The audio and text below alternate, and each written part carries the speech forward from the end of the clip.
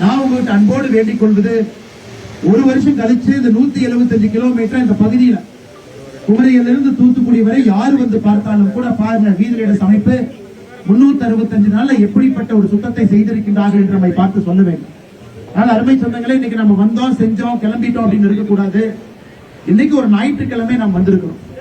அதே போல இங்க இருக்கக்கூடிய நண்பர்கள் யாராக இருந்தாலும் இன்னொரு சனிக்கிழமை ஞாயிற்றுக்கிழமை நேரம் இருக்கும் பொழுது ஒரு குரூப் இனிஷியேட் பண்ணுங்க, அடுத்த ரவுண்டு வாங்க. இன்னைக்கு நம்ம சுத்தமெல்லாம் கம்ப்ளீட்டா 100% சுத்தப்படுத்தலீங்க.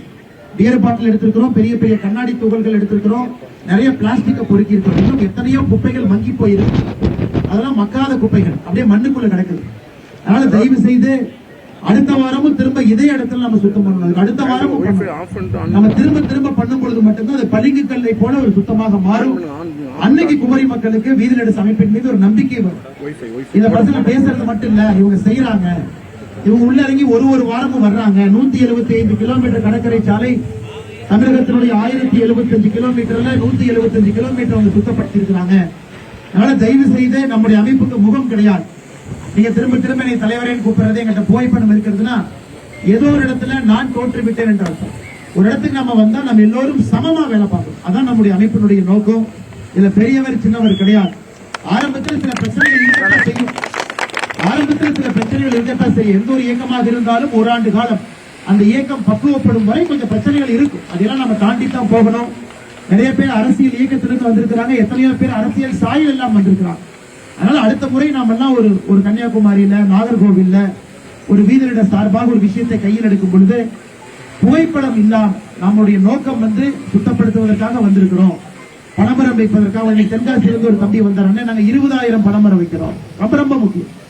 இன்னைக்கு நீங்க பாருங்க, இந்தியாவில மட்டுமே ஒரு வருடத்திற்கு நாம் போடக்கூடிய பிளாஸ்டிக் குப்பைகள் மட்டுமே 26,000 டன். அதுல 16,000 டன் மட்டும்தான் ப்ராப்பரா எடுக்கிறோம். ஒரு ஆண்டும் 10,000 டன் சேர்த்துக்கிட்டே இருக்கிறோம். ஒரு ஆண்டு 10,000 டன், அடுத்த ஆண்டு 10,000 டன். எவ்வளவு பிளாஸ்டிக் பொருட்களை மட்டும் நாம மக்காத பிளாஸ்டிக்கை பயன்படுத்துறோம் பாருங்க. நிலத்தடி நீர் எவ்வளவு ஆழமா போயிருக்குன்னு பாருங்க. நம்முடைய காலத்திற்கு பிறகு இந்த பீச் இருக்கணும், நம்முடைய காலத்திற்கு பிறகு கடல் இருக்கும், ஆனா பீச் இருக்குமா எனக்கு தெரியாது. நம்முடைய காலத்திற்கு பிறகு இயற்கை இருக்கும், ஆனா இயற்கை சுத்தமா இருக்குமா எனக்கு தெரியாது. அதனால இளைஞர் பட்டாளம் பெரிய அளவுல காலையிலிருந்து 6 மணியிலிருந்து இளைஞர்கள் வந்திருக்கிறீங்க.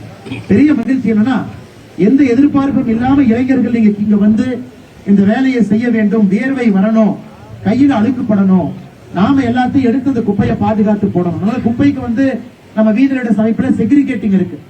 நம்ம எவ்வளவு கிராம் பிளாஸ்டிக் எடுத்தோம், எவ்வளவு கிராம் பாட்டில் எடுத்தோம், இது எல்லாத்தையும் நாம இன்னைக்கு அக்கௌண்ட் பண்ண போறோம். அதனால நீங்க எடுக்கக்கூடிய குப்பைகளை அங்கேயே வைங்க, அதை தரம் பிரிக்கணும், மக்களுக்கு அக்கௌண்டபிலிட்டி கொடுக்கணும், எவ்வளவு குப்பைகள் எடுத்திருக்கிறோம்னு. பிளே ஸ்டோர் மற்றும் ஆப் ஸ்டோரில் இருந்து பாலிமர் செயலியை QR கோடு மூலம் பதிவிறக்கம் செய்யுங்கள். செய்திகளை உடனுக்குடன் பெறுங்கள்.